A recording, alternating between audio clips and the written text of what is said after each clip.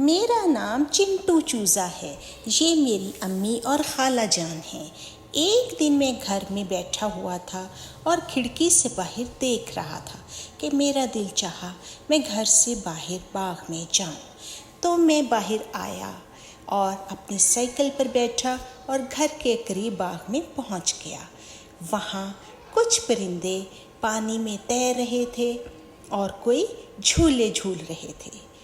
दूर एक बिल्ली बैठी किताब पढ़ रही थी। मैं उसके पास चला गया।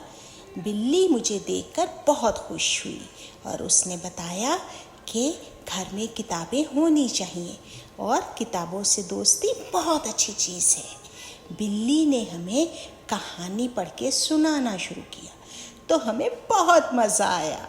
बिल्ली के कहानी सुनाने का अंदाज़ बहुत दिलचस्प था। सारे परिंदे और जानवर